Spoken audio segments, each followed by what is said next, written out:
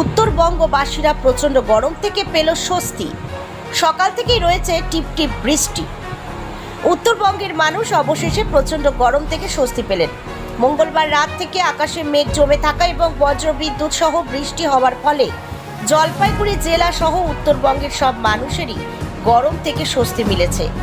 গত কয়েকদিন ধরে কোচবিহার, শিলিগুড়ি, জলপাইগুড়ি, আলিপুরদুয়ার, উত্তরবঙ্গ সহ পুরো ডুয়ার্স এলাকায় প্রচণ্ড গরমে খুব খারাপ অবস্থা ছিল।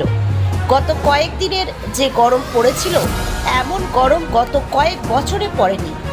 জলপাইগুড়ি জেলায় মঙ্গলবার থেকে আবহাওয়া আবার আগের ছন্দে ফিরেছে। তবে এই আবহাওয়া আদতে কতদিন স্থায়ী হবে তা নিয়ে সাধারণ মানুষের মনে সন্দেহ রয়েছে। Bureau report, news 24 Bangla live. আজকে বৃষ্টি হওয়াতে অনেক সুন্দর লাগতেছে।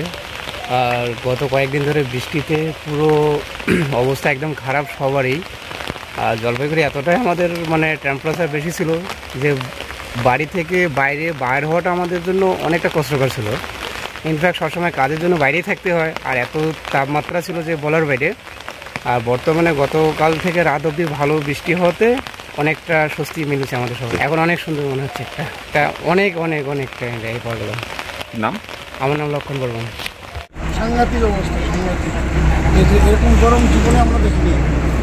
29 ডিগ্রির উপরে কোনোদিন আমরা তাপমাত্রা পাইনি। সেখানে 39-40 মানে কলকাতার সমান, দক্ষিণবঙ্গের সমান। এখন ঠিক আছে, কালকের থেকে একটু আরামেই আছি এখন। আচ্ছা, বৃষ্টি তো টিপটাপ পড়ছে, সম্ভাবনা আছে।